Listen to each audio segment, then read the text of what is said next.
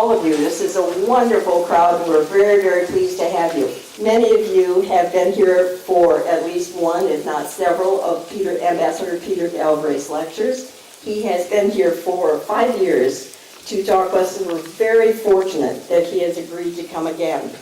As you know, he's been in Iraq many times over the last 21 years, and for example, the Iran-Iraq War, the Kurdish genocide, the 1991 uprising, and the immediate aftermath of the 2003 war, and the writing of Iraq's constitutions.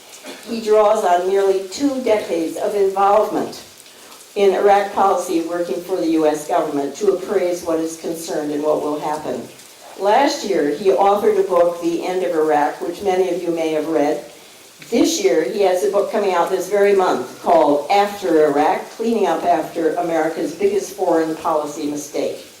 And I think tonight what we're going to have is a preview of that book. So please welcome our friend and neighbor, Ambassador Peter Galbraith. Margot, thank you very much for that kind introduction. And it's wonderful to be back here. I have to make one slight correction, which is the book is kind of supposed to be finished this month, and it will be out sometime next year. But hope nobody's here from Simon & Schuster. Let me, I will give you something of a preview of the book, but I'm going to do a slightly different from the advertised lecture, because, only slightly, because the situation in the Middle East today is, in terms of United States interests, as grave as at any time that I remember. I suppose you could think back to the 1967 war, the 1973 Yom Kippur War. But those occurred, first they occurred in particularly if you look at that map, you'll see a rather small amount of territory.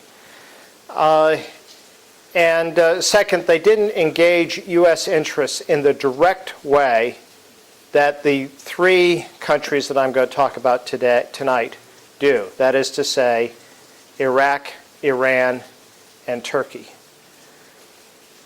I suppose the book that I'm writing actually, the title has evolved to Unintended Consequences.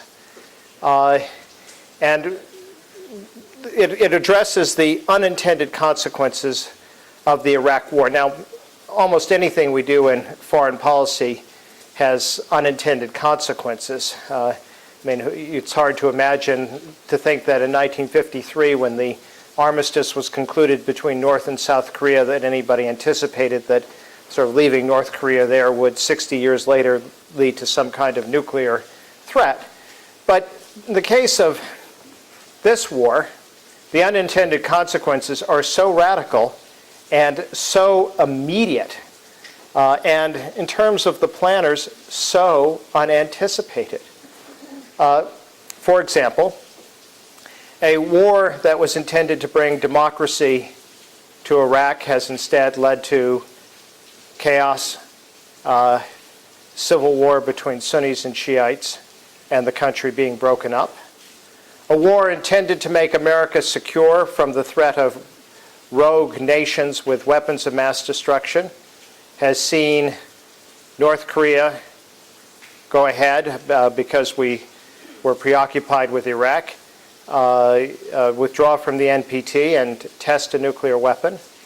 See Iran, which had at the time of the Iraq War suspended its uranium enrichment program, reverse that suspension and proceed on a path intended at least to acquire technology that would be very useful toward making a nuclear weapon. A war intended to strengthen, a war intended to demonstrate American leadership in the world has made the United States more unpopular than it has been at any time in our history. A war intended to demonstrate strength has produced weakness. And there are many other unintended consequences. But of those unintended consequences, I think they are most apparent, in the three countries that I'm going to cover this evening, Iraq, Iran, and Turkey. And I think I'm going to begin with Turkey, which has been one of America's most important allies in the world. It's a country of 75 million.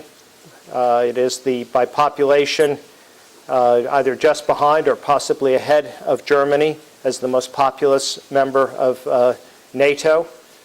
It is, as is evident from this map, strategically located adjacent to a number of the world's trouble spots, the Arab-Israeli conflict, Iraq, Iran, the Caucasus, and the Balkans. It is a moderate Islamic democracy, admittedly an imperfect democracy, but something that we have held in terms of the war on terror as the kind of model that we wished for the rest of the Islamic world. And what is the state of U.S. relations with Turkey today? Well, on Wednesday, the Turkish parliament approved a resolution that would authorize the Turkish army to invade northern Iraq to go after the PKK. These are Turkish Kurdish insurgents that have bases in the remote mountains and which have carried out some attacks inside Turkey with, at least as compared to what took place in the 1990s, with really rather moderate results, moderate loss of life.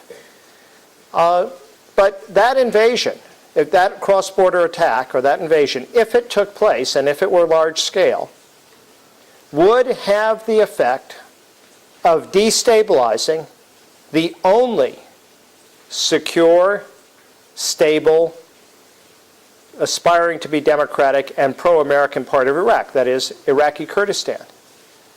To contemplate such an attack by Turkey on something that is the signature project of the Bush administration is an absolutely extraordinary sign of decline of alliance.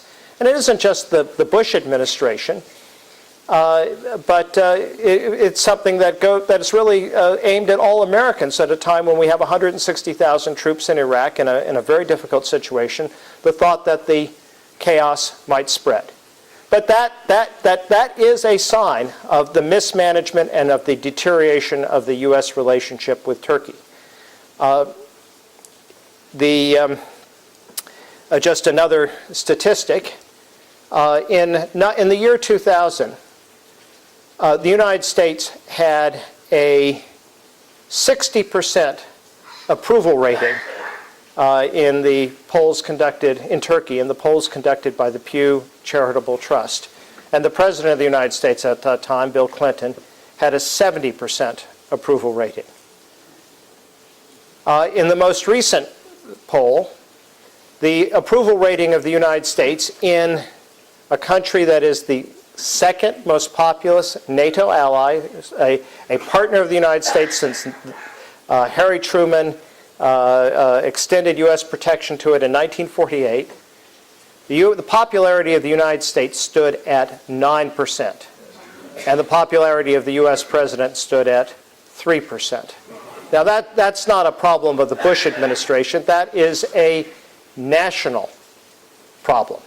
And it's the one manifestation of that national problem is just what I described, that Turkey, in spite of warnings from the U.S. president and from the U.S. government, in spite of the consequences that would befall American troops and to the America's #1 project in the world at the moment, is actually contemplating and may well carry out an incursion or invasion into Iraqi Kurdistan.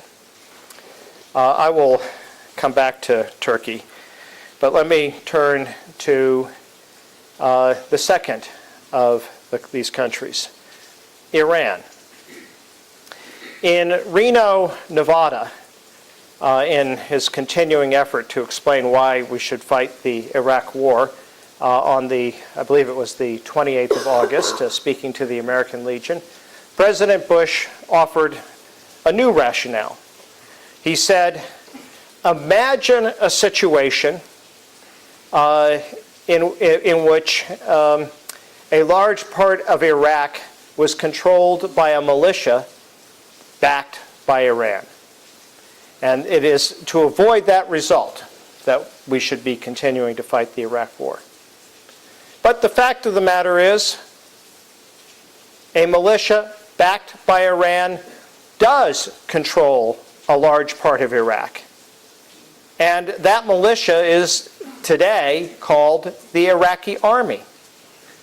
It is, in fact, dominated by the Badr organization. The Badr organization is the military arm of an Iraqi Shiite party, the Supreme Council for the Islamic Revolution in Iraq, just recently renamed the Supreme Iraq Islamic Council, going, to use how the Americans describe it, going from scary to sick. But I'll take it, I call it scary, and I'm going to keep with that name just for simplicity. But scary was founded in Tehran in 1982 by the Ayatollah Khomeini, which also, the Iranian regime also founded the Badr organization, which created it, funded it, trained it, provided weapons and officers. And in April of 2003, in large part because the United States had invaded Iraq with no plan for post-war stability, no plan to provide security, the Badr organization came across the border from Iran within days of the American ousting of the Saddam's forces, and began to set up security in Basra and Najaf and Karbala and Nasiriyah and Baghdad. And I was there in mid-April of 2003 in Karbala, the holy city, and it was actually quite impressive. There were armed men who were directing traffic, providing security, arranging for trucks to pick up the garbage, and schools were reopening with a whole new curriculum, an Iranian-style religious curriculum. Paul Bremer, or Jerry Bremer, L. Paul Bremer, the administrator in Iraq, then for the occupation, then appointed leaders of the Badr Corps to key positions in the newly formed Iraqi army, the one we constituted after Saddam's overthrow, and leaders of Skiri to key political positions. And Skiri, which actually has a very strong base of support among the Iraqi Shia, I mean, it is a genuine popular party, then in the elections in January of 2005, as part of the broader Shiite coalition, did very well. And they put their man in the head of the Badr Corps as the head of the Iraqi police. And of course, he appointed to the police people from the Badr Corps, and thus the police became a particularly important sectarian instrument, being used and eventually was the locus of many of the death squads that were killing Sunnis in a Sunni-Shiite war that was definitely not started by the Shiites but by the Sunnis. But in any event, you have a militia that basically has taken over key positions in the Iraqi army associated with the most pro-Iranian political party in Iraq. And we have the President of the United States accusing Iran of subverting the American project in Iraq. Well, and I must say this is partly why I wrote about it, with rhetoric that was just worrying to me because it seemed to be leading to the case for military action against Iran. Now, we can have a discussion about the wisdom of military action against Iran or not, but it does not seem to me to be a compelling rationale to justify military action against Iran because of the Bush administration's own mistake. And when they talk about a radical Shiite militia, they talk about the Mahdi army, that is the one associated with Muqtada al-Sadr. It's important to understand that al-Sadr is the more anti-Iranian of these two Shiite leaders. And indeed, his charge against Skiri is that its leader, Abdulaziz al-Hakim, and this is another of the Shiite clerical families, that they're Persians, which indeed they are, or at least of distant origin. And incidentally, I don't quarrel today with the U.S. decision to support Skiri in preference to Muqtada al-Sadr and the Mahdi army, the more radical Shiite militias. But we have to be clear as to which one of these is the pro-Iranian party. The pro-Iranian party is the one that the Bush administration installed, and it is the one that the Bush administration is supporting. And it perhaps bears,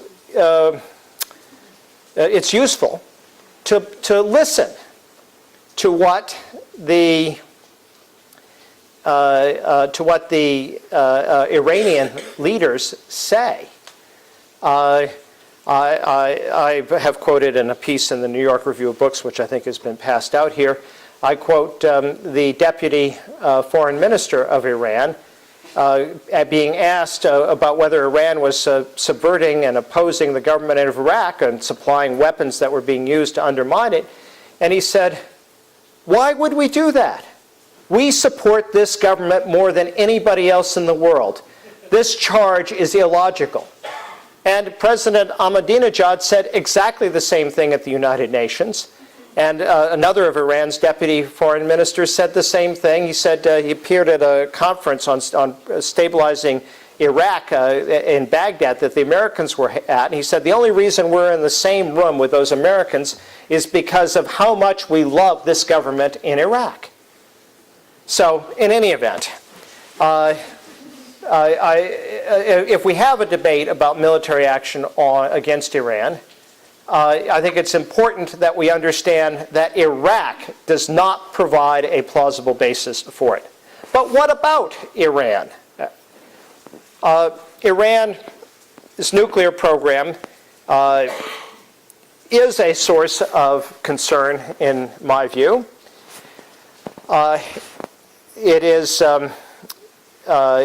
while it is operating within the parameters of the Nuclear Non-Proliferation Treaty, which itself is an important but inadequate instrument, it kept its uranium enrichment program secret for 18 years. It clearly involved connections with the much more dangerous proliferator, that is our ally, Pakistan, much more dangerous country than Iran, which provided in what was supposedly a rogue operation. And if you believe that, I'm going to sell you some shares in the Brooklyn or maybe the Brookline Bridge. But anyhow, so Pakistan and AQCON was providing technology for Iran's nuclear program, but it was secret, and that does raise a question as to what the motives were. And Iran has defied two UN Security Council resolutions imposing sanctions.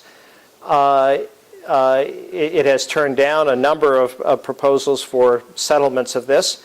So one has to presume that, in fact, Iran does intend to acquire at least the capability to acquire the fuel or the material for a nuclear explosive device, and possibly intends to acquire the weapons themselves. And this is a very disturbing development because the nuclear non-proliferation regime rests on countries that have signed the treaty honoring their obligations. And the cases of additional proliferation to date, excluding North Korea, which is a very oddball one, involve countries, India, Pakistan, Israel, that had not signed the Nuclear Non-Proliferation Treaty. But if we start to get countries that cheat on their obligations on the NPT and acquire nuclear weapons, That sets a terrible precedent. And incidentally, the danger is not just what Iran might do with a nuclear weapon, and I don't think they'll behave in an irrational manner. I think it's perhaps a different case than North Korea. But it is that the strong likelihood that if Iran goes nuclear, then Saudi Arabia will, and that is a country that is much less stable and potentially more dangerous. Egypt, also potentially more dangerous. And then, who knows, maybe the small, very rich Gulf states, the UAE, the Kuwait, and then you have a very, very volatile situation with these extremely dangerous weapons. So I would argue to you that we do have an interest in preventing Iran from acquiring nuclear weapons. The question is, how do we accomplish that goal? If you listen to the Bush administration, you might come to the conclusion that the choice is between military action or letting Iran have nuclear weapons. And indeed, it may someday come to that. Let me just say a word about the military option. In terms of being able to set back, perhaps permanently delay Iran's acquisition of nuclear weapons, I think that probably we can do that militarily. It's true that Iran might have nuclear weapon sites, nuclear sites that are secret, but these basically require fairly large facilities. They're hard to hide. Iran, incidentally, is also a fairly open country with a lot of dissidents. And so that if you were to bomb these sites, and if you were to sustain the bombing, you probably, even if some of the sites are buried too deep to be destroyed, nobody's going to go to work in a place that's subject to bombing. No scientists won't show up, construction workers won't show up, so you probably could delay it. There would, of course, be the problem of collateral damage, what the military call collateral damage. That's people getting killed, both from the bombs and maybe errant bombs, and also possibly from what happens if you strike at radioactive material in a populated area. You may spread around some very nasty stuff. But the problem from a point of view of U.S. national security, just as realists, is, are we prepared to handle the retaliation? And that could come in a number of forms. Economic, Iran taking its oil off the world market with devastating consequences for the global economy, including our own. Oil's at $90 a barrel today, I think. This could send it up to $200, $300, $400 a barrel. It could close the Strait of Hormuz to tanker traffic. That would take off Kuwaiti and Iraqi production. It also has the ability to retaliate against U.S. troops in Iraq. And the Bush administration may believe that the Iraqi government will choose its liberator over Iran, but again, maybe I'll sell them shares in the Brookline Bridge. It will be a close call. After all, it was Iran that had backed the Shiite parties that dominate the Iraqi government for decades at a time when the United States turned its back on them, and indeed, having called for an uprising in 1991, allowed Saddam Hussein to crush the Shiites, something that they don't forget, and there's no Iraqi Shiite who doesn't think that that was intentional. So, military action, while it could be successful, is could be successful in terms of, and likely would be, in terms of delaying Iran's nuclear program. Would have disastrous, would cause serious problems in terms of retaliation. So is there an alternative? Well, yes, it's called negotiation. Now, there is a negotiating track, and the Bush administration talks about this, that are being carried out by the European Union, and indeed the Russians have been supportive. But the problem with that is that the issues that are important to Iran are those that relate to the United States. So a bargain with the European Union and with Russia doesn't solve Iran's security dilemma.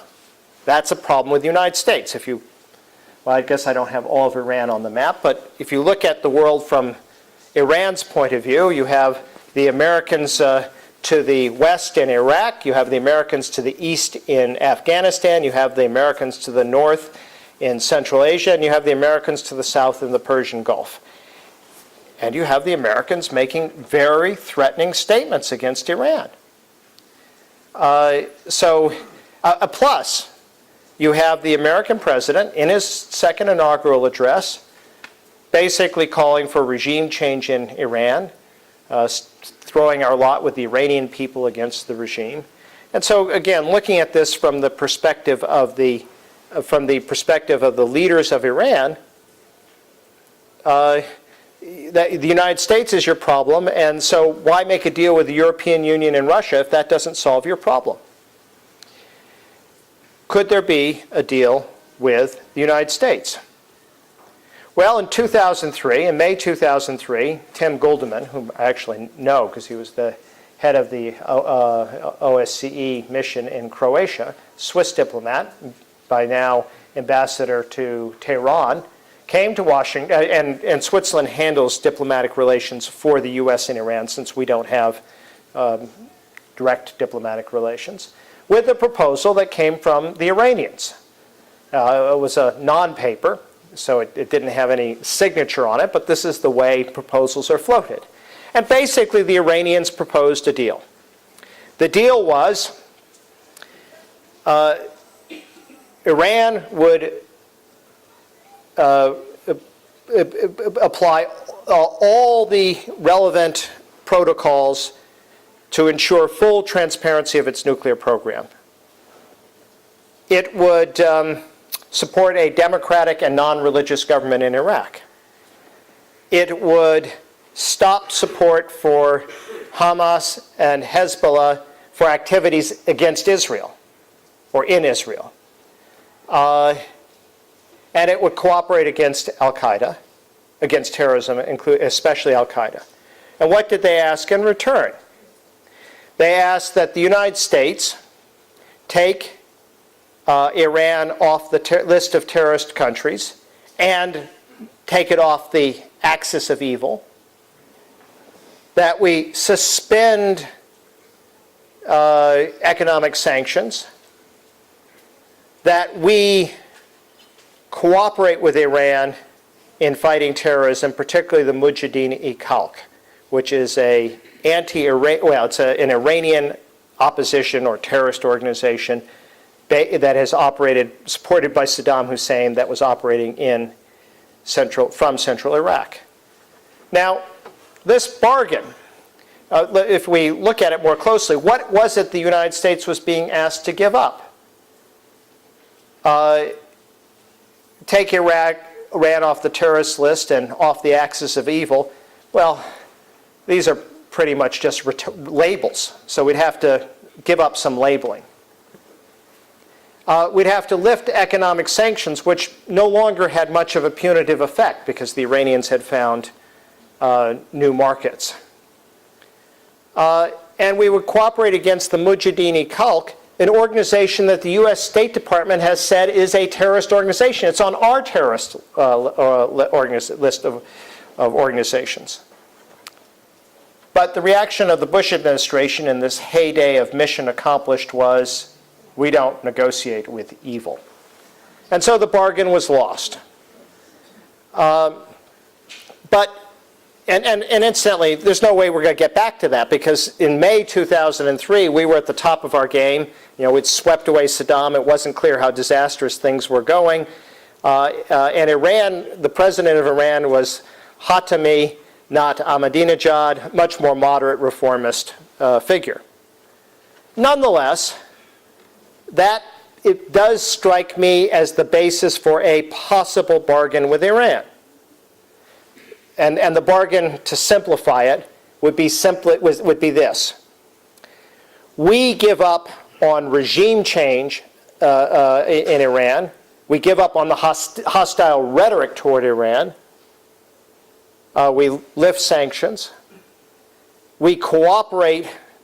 We cooperate against the Mujahideen Khalq, whom we consider terrorists, but who still to this day exist in Iraq, basically coexist with American troops. Now, why this terrorist organization hasn't been rolled up is a mystery to me, and no doubt it's a mystery to the Iranians, who assume that it's intentional.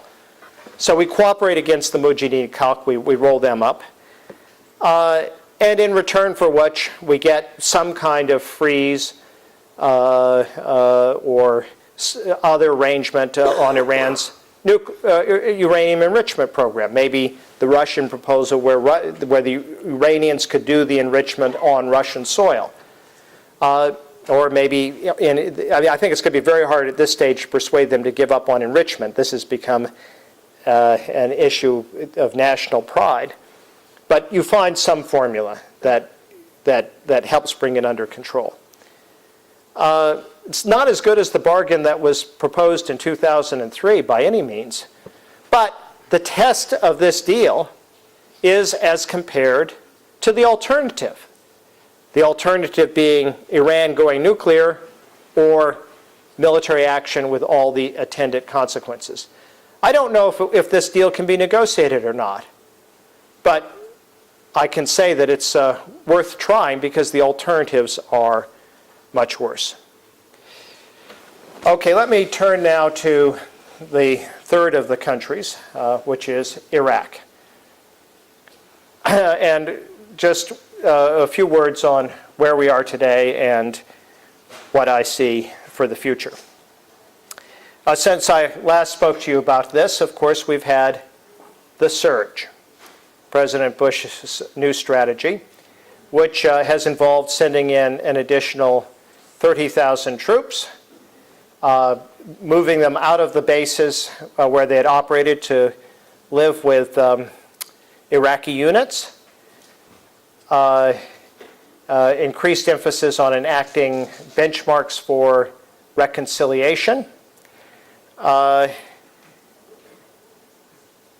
and it has to be said, although in the first 6 months or 8 months of the surge, the situation did not get better, in the last month, and a month does not a trend make, there has been some significant improvement in the security situation, both in Baghdad and in Anbar province. Anbar province, I think, suppose as everybody knows, is that it's the center of Iraq, extending all the way to the Jordanian border, the desert area that had been the seat of Al-Qaeda in Iraq. Now, it's probably worth discussing why we've been successful and why there's been progress.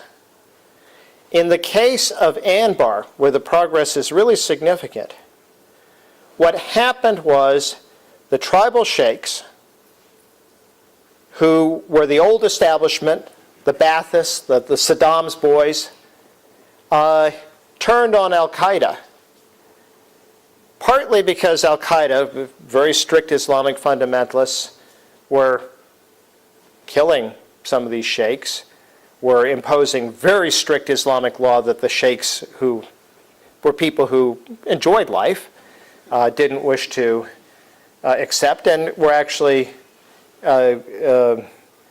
taking some of their daughters and what they called marrying, what anybody else would call raping them. And so there was a reaction. And with U.S. assistance, they formed the Awakening Movement with its own militia, and that militia turned and started to fight Al-Qaeda with considerable success. But what hasn't been explained very clearly to the American people is the rest of the story. The reason we had been failing in Anbar until this year is that we had been using as our partner the Iraqi army, which, as I described earlier, is the largest militia in the country. It is a Shia-dominated institution. And so as long as we were using the Iraqi army to fight in Al-Qaeda and Anbar, then for all the other Sunnis, including the tribal chiefs, what was the choice? The choice was between a Shiite army, who incidentally was associated with those parties that were sponsoring death squads that were killing Sunnis, or a radical Sunni organization, Al-Qaeda. Well, what's the difference? The Shiites are killing Sunnis, and the Al-Qaeda people are mostly killing Shiites. It's not a very good choice, but at least the extremists on your side mostly want to kill the guys on the other side. What we basically took out of the equation was the Iraqi army. And we created a Sunni militia. And that has worked. And we're replicating this in Baghdad, neighborhood by neighborhood. We read the paper, Neighborhood Watch. Neighborhood Watch. These are militias. They are Sunni militias. And basically, although the Bush administration, if you had somebody from them, would absolutely deny they're doing it, they in fact are recognizing that Iraq has broken up. They are creating a Sunni military. There, of course, is the Shiite military, and the Kurds have their own military because they have their own de facto independent state and have had that since 1991. It is, in fact, a strategy for what we're doing now is for the partition of the country. And that, I think, helps explain some of the success. That's on the military side. On the political side, however, we are insisting on these benchmarks for reconciliation. There was a lot of discussion of those last summer. And of course, the Iraqis failed to meet any of those benchmarks. Things like passing a law that reversed the effect of Jerry Bremer's de-Baathification order so that people who had worked in Ba'ath Party members could come back into public service, which most of the jobs in Iraq are public service. Equitable sharing of oil revenues, a law on provincial elections, all these benchmarks. And if you read the paper and the comments of members of Congress and so forth, you probably came to the conclusion that the Iraqis were lazy, quarrelsome politicians who just couldn't make the compromises necessary in the interest of their country. Well, I know many of these Iraqi leaders, and I don't think they're lazy. I don't think they're stupid. I don't think they're quarrelsome. I think they represent their constituents. 90% of the Shiites voted for Shiite religious parties who wish to define Iraq, who believe that Shiites are entitled to rule Iraq by virtue of their numerical majority and wish to define Iraq as a Shiite state. And that is unacceptable to all Sunnis, that Iraq should, a country that the Sunnis had, after all, ruled since its inception until 2003, that it should be defined by a branch of Islam that they were not part of. Anymore, many people in this audience, I'm sure, even if you're not very religious, if you're a Protestant, you wouldn't want the U.S. defined as a Catholic state, or vice versa, even if you didn't have particularly strong religious feelings one way or another, that you would feel excluded. And so they feel excluded. And the Kurdish vision, and furthermore, they see the Shiites, rightly, as aligned with what the country they see as the great national enemy, namely Iran. And the Kurdish vision of Iraq is of a country that they're not part of. So you have these three communities who do not share a vision of a common country. And then there's this extraordinary history that goes with it. Talk about de-Baathification. I mean, that sounds simple. Why can't they just pass that law and allow teachers who were excluded to go back to work? But think about the two Shiite leaders, Abdulaziz al-Hakim and Muqtada al-Sadr. Abdulaziz al-Hakim had 9 brothers. 7 of them were killed by Saddam Hussein, and the 8th was killed in a suicide bombing in August of 2003, probably by the Ba'ath Party. Muqtada al-Sadr. His father and 2 brothers were killed by Saddam in 1999. His father-in-law and uncle, they're one and the same, was arrested by Saddam in the Ba'ath Party, Saddam, in April of 1980. He was forced to watch as his sister, this is therefore Muqtada's aunt, was raped and murdered. And then he was killed. His beard was set on fire. He was a very senior religious figure, Grand Ayatollah, and killed by nails being driven in his head, to his head. That is not so easy to forgive. And that's not just the 2 top leaders. That experience is shared by hundreds of thousands of Shiites, or millions of Shiites. So in a country that is so fractured, it's to find reconciliation. It's not just as simple as everybody makes it sound. The surge has had success on the ground, but the core problem with the surge is that it requires, for military success, that eventually the Iraqi army and police take over. But the Iraqi army and the idea behind the surge is that while we're providing security, we'll be working with the Iraqis, we'll be training them. And we can train them to be more professional, we can train them to be better fighters, better killers, if you will. But we cannot make them something other than what they are. And there's an idea in the Bush administration that they're somehow different from the country. Well, of course, these are young men. They are either Sunni or Shiite. Most of them are Shiite. The local police in some of the Sunni areas are Sunni, and in many cases linked to the insurgents. They are like the country itself, except maybe even more so. So if you're a Sunni in Baghdad, you are not going to trust an Iraqi army unit or an Iraqi police unit, because you will assume that they're Shiite, and all the Americans have done is made them more effective at being able to get at you. So the violence that we have brought down in Baghdad will simply come back the moment we leave, because we cannot train these people to be Iraqis. We cannot make them into neutral guarantors of public safety. And that then comes to the solution that is in my book. I'll give it a little plug.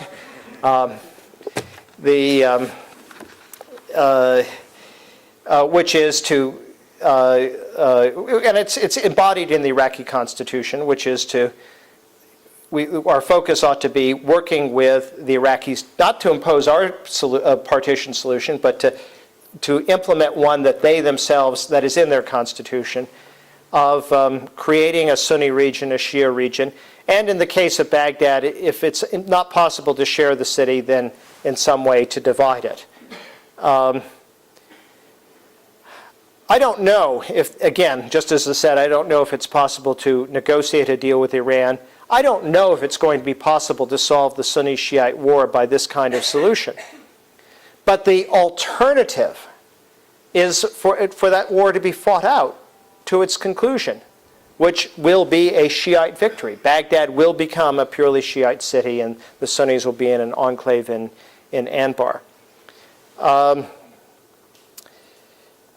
And that will certainly involve more violence and will keep us there longer. So for that reason, I again come back to the notion of not of the U.S. partitioning Iraq, but of us acknowledging that this has already happened and working to try to deal with all the consequences rather than trying to put the country back together again.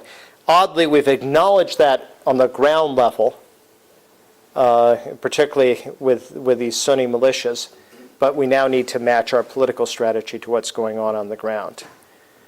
Why don't I stop there and open it to questions.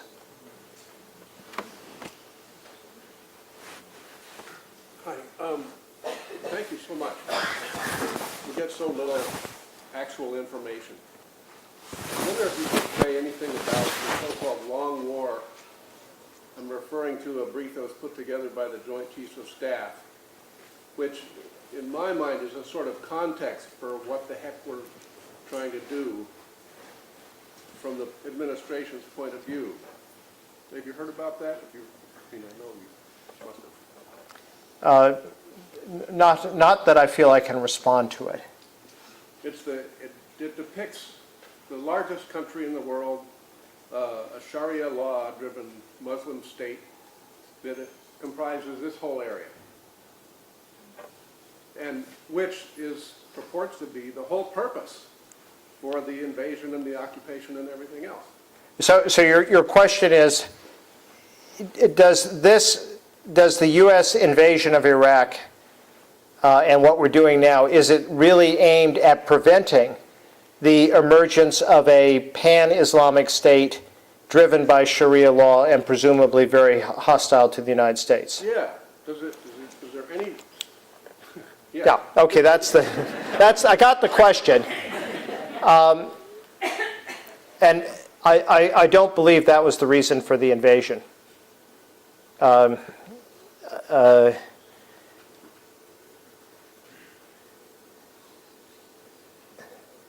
And I guess at the risk of repeating what I've said before, maybe I'll give you why I think the invasion took place. I've tried to think about it a lot. And also just the stunning fact that we should have, that a government like our own with so many resources could have been so unprepared. How did that happen? And incidentally, I don't think it's anything that, I mean, on this matter I get angry, and I think every American should be angry. And I think the and the odd thing is that a lot of these people are smart. I mean, Rumsfeld is smart, Cheney's smart, Paul Wolfowitz, whom I know and actually talked to quite a bit in this time period, is a very smart guy. And at least Wolfowitz, very committed to democracy and democracy in the Arab world and to the liberation of Iraq. I think what happened is you had a group of people, Cheney, Rumsfeld, Wolfowitz, Feith, and there are many others, whose basic orientation in politics was winning the argument. Now, they were ideologues. They wanted to win the argument. And so as we went into this period on the build-up on the war, they only focused on having the war. And having the war meant persuading people that the benefits would be great. That is, we'd get a democratic Iraq, it would change the Middle East, that the threat was serious, you know, that we didn't want the smoking gun to have a mushroom-shaped cloud to call, quote, Condoleezza Rice, and that the war would be easy. So that when General Shinseki, the head of the army, offered his military advice that it would require 300,000 or 400,000 troops to stabilize Iraq, they did not hear that as military advice from a general, which is, I'm sure, what he intended.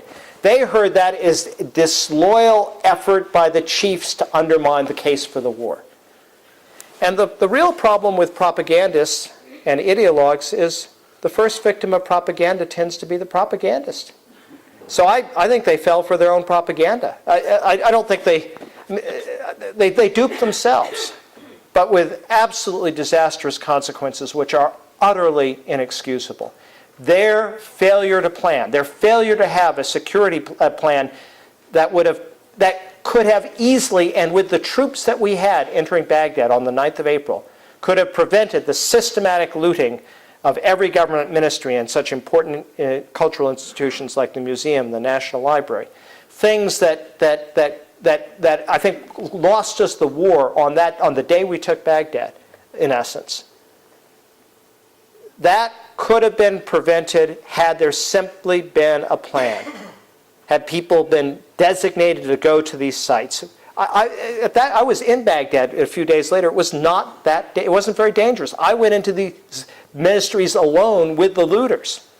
But there was no plan. And then, of course, you would have wanted to have a clear plan on how you were going to administer Iraq, not leave all these decisions to Jerry Bremer, who was recruited 2 weeks before he actually arrived in Baghdad, dissolved the army, had the de-Baathification decree. The great decider never decided any of those things. The most important, far-reaching decisions of the Bush administration were not decided by the President, by the National Security Council, by the Secretary of Defense, but by a man who had never been to Iraq, never served in a post-conflict environment, and who had been on the job for 2 weeks. It's unbelievable. And I've written a whole book on it, so I won't give it away. Please. I know it's difficult to prognosticate, but what would happen, in your opinion, if we just got on planes, trains, and boats and got the hell out in the next month or two? If we took any Iraqi train, it would not be getting out in the next month or two. They make Amtrak look good.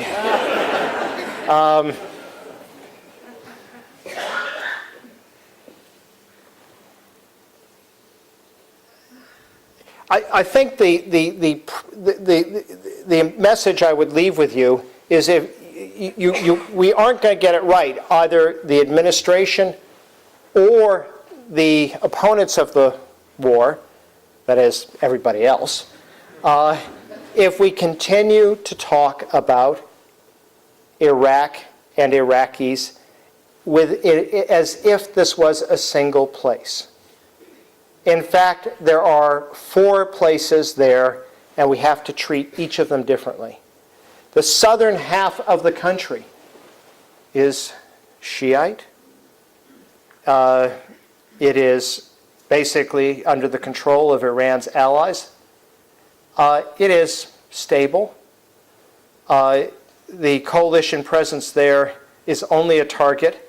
I would have them get on those planes, trucks, not the trains, and drive out of there tomorrow.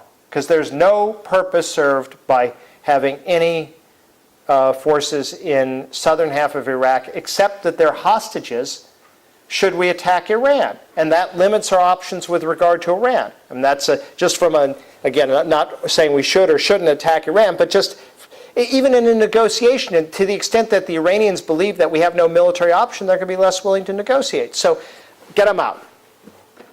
In the Sunni areas, at the moment, we're making progress in building up a Sunni militia army that's making progress against al-Qaeda. And I think disrupting al-Qaeda is one of the few remaining achievable objectives that we have in Iraq.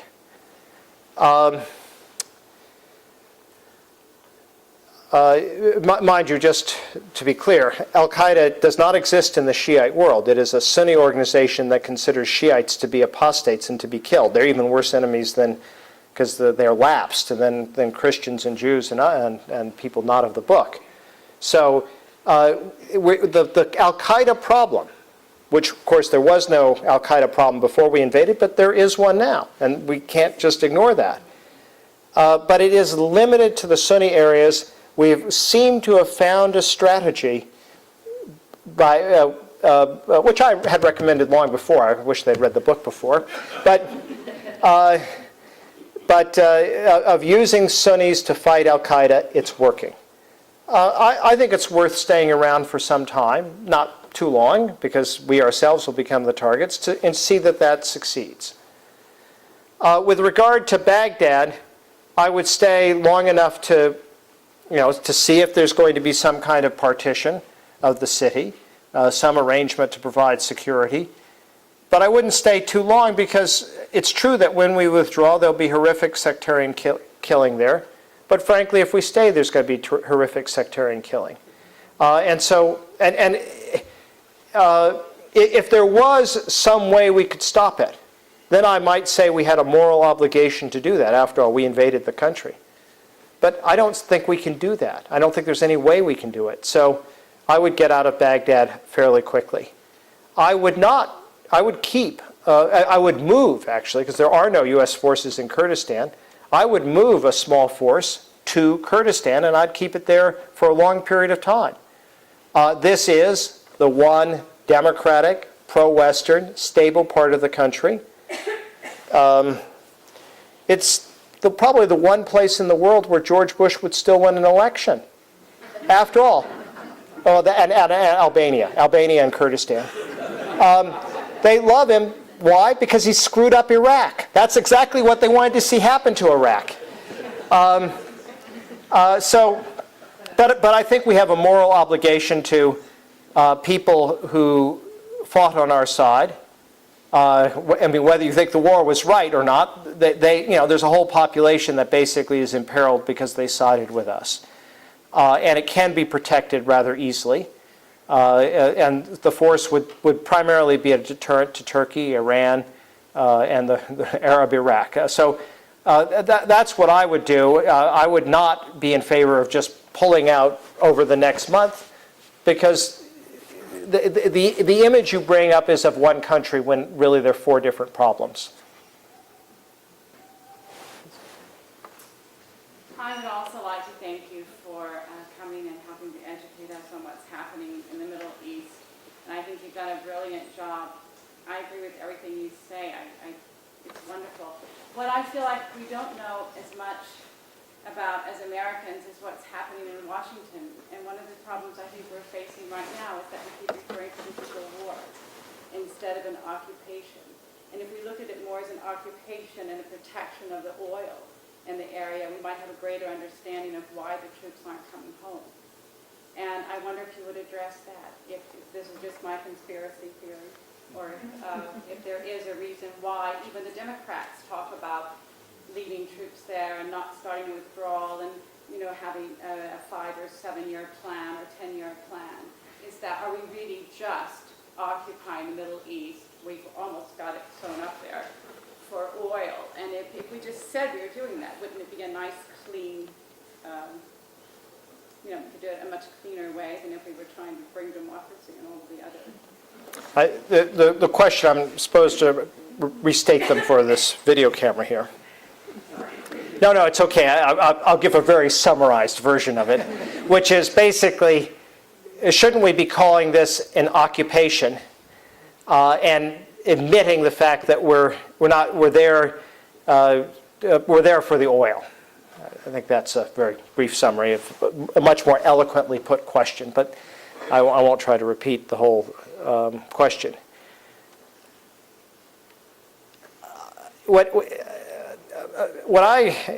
This question comes up often, and to be honest, my answer to this is, I wished we'd done it for the oil, because at least there would have been a rational, strategic motive that I could, as a strategist, have understood. I have to tell you, I would not have agreed to doing it for the oil, but at least I could have understood it.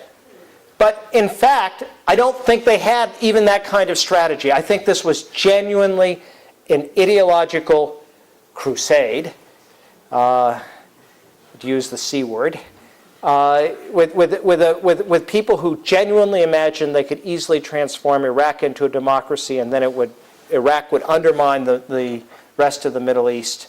I think you have to go back and look at what they said. And in my experience is that if you look at what people say, it tends to be quite revealing.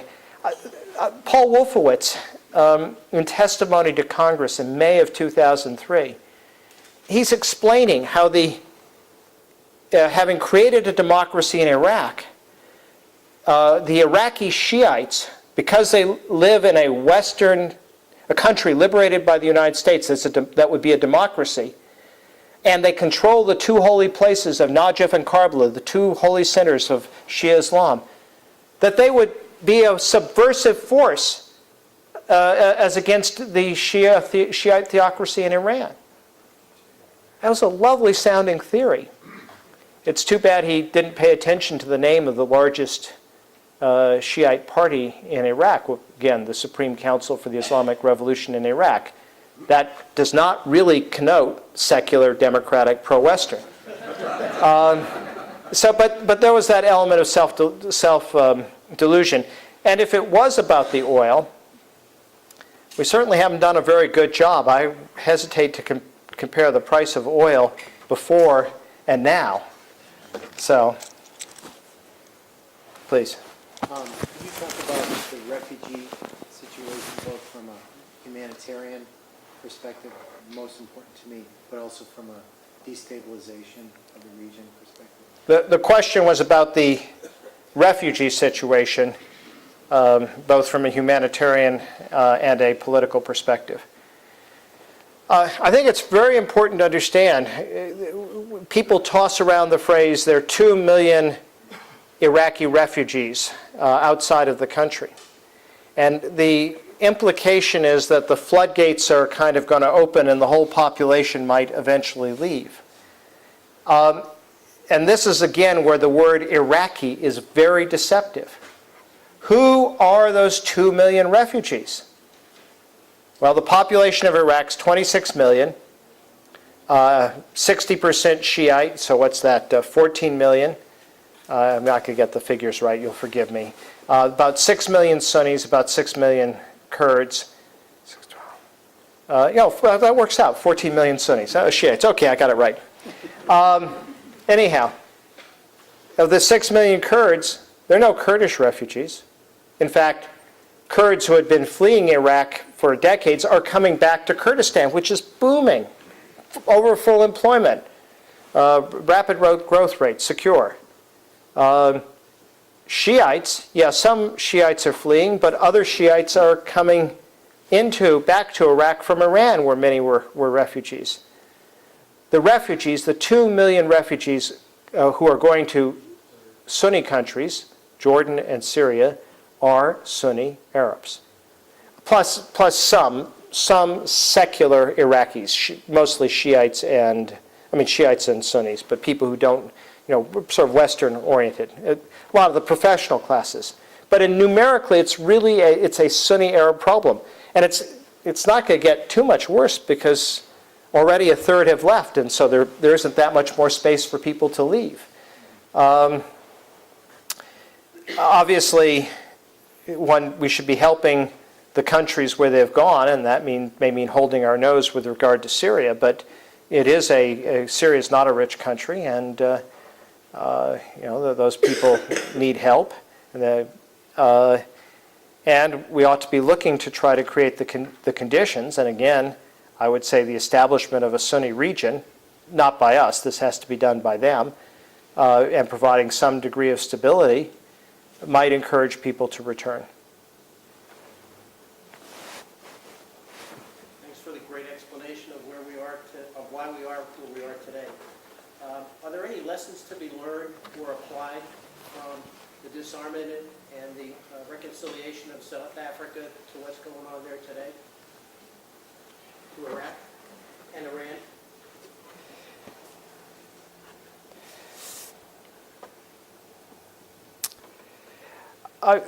It's a good question, what I would expect from Barbara Road, but I don't think so.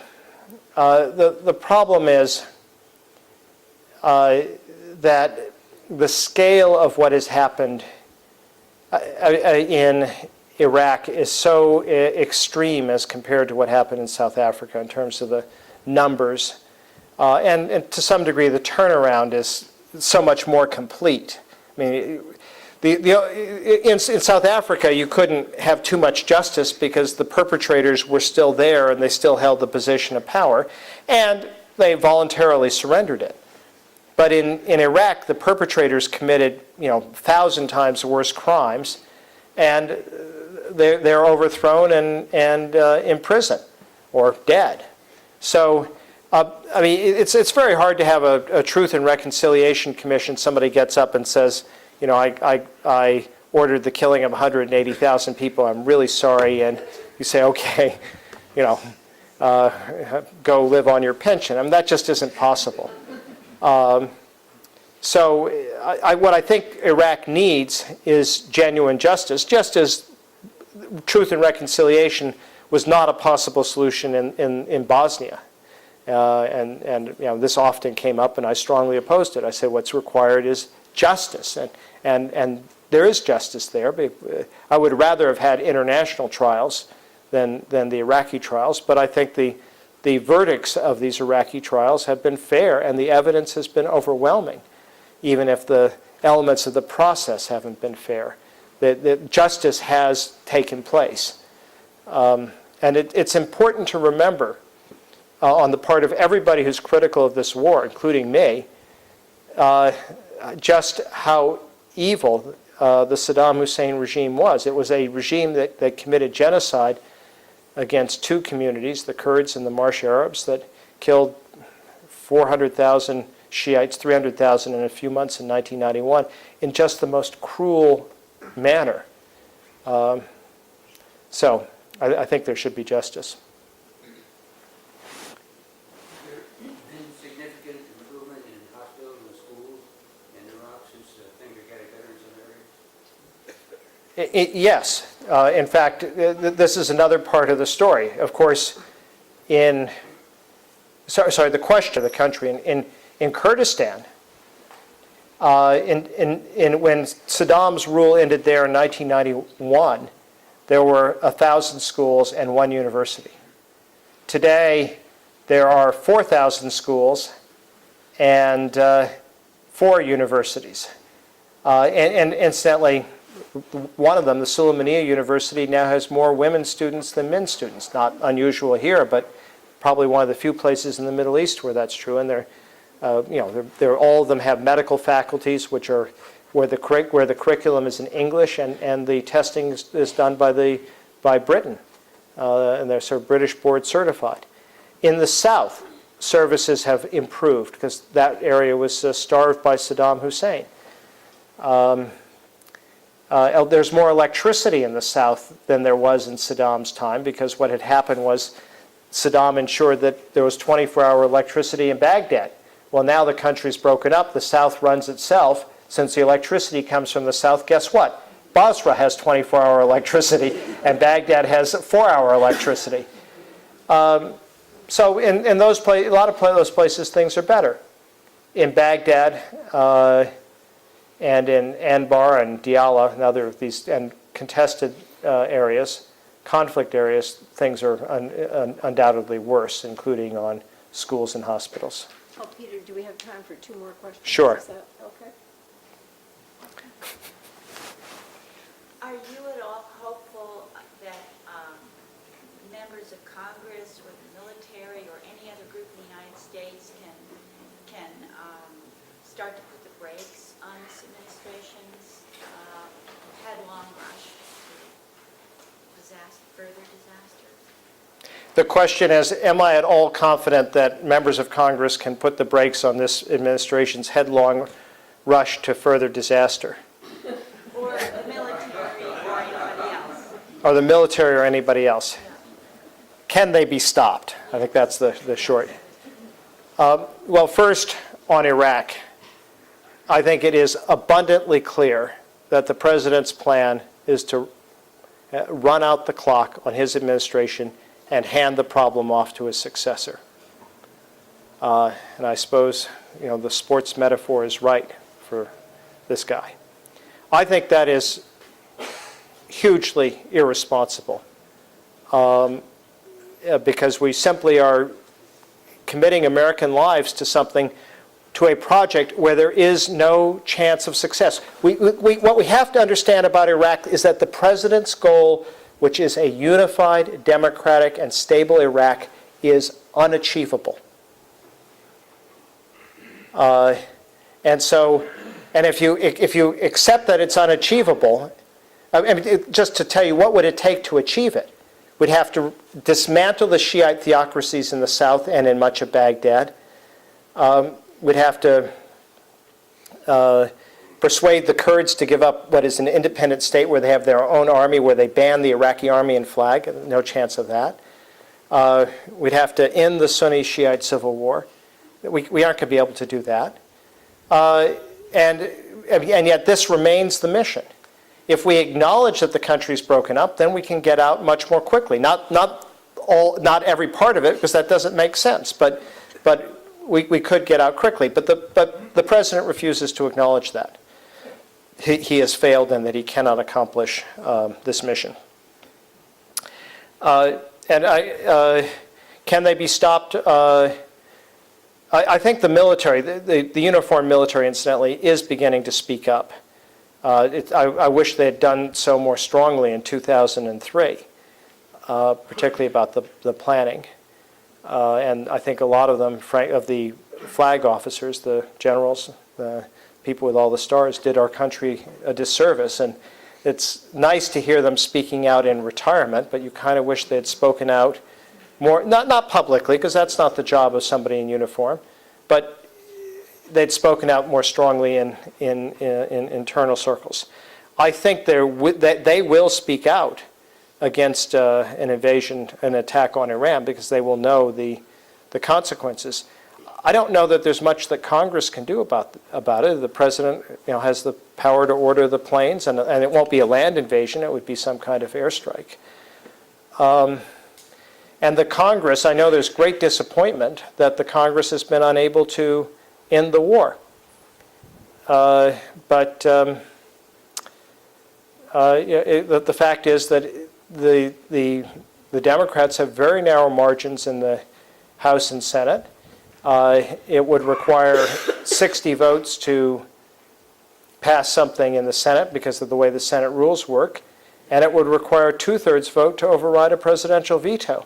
So I think one can be disappointed it hasn't happened. I have to say I think it's very unfair to blame the Congress and particularly the leadership for not having been able to accomplish something that the voters of this country did not, although they gave an overwhelming vote for change, they didn't actually give a strong enough mandate to accomplish this. So we're stuck.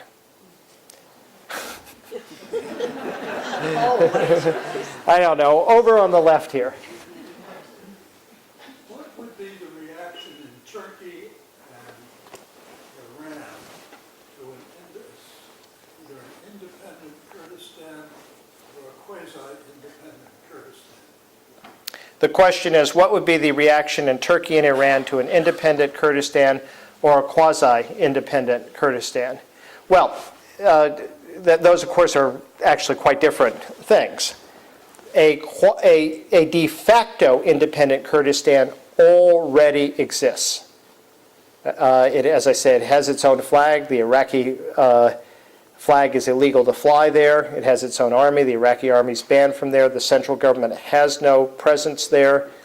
Even under the Constitution, it controls all governmental aspects in Kurdistan except for foreign affairs. And that both Iran and Turkey have accepted. I think one of the most telling statements comes from Kenan Evren, who was the last military dictator of Turkey. He was president in the 1980s. He was the guy who launched the war against the Turkish Kurds. And he said, an independent Kurdistan exists in Iraq. We have to get used to it. But that doesn't mean it's going to undermine, it's going to affect the situation of the Kurds in Turkey. And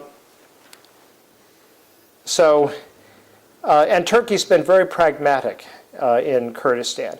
80% of the foreign investment in Iraqi Kurdistan comes from Turkey,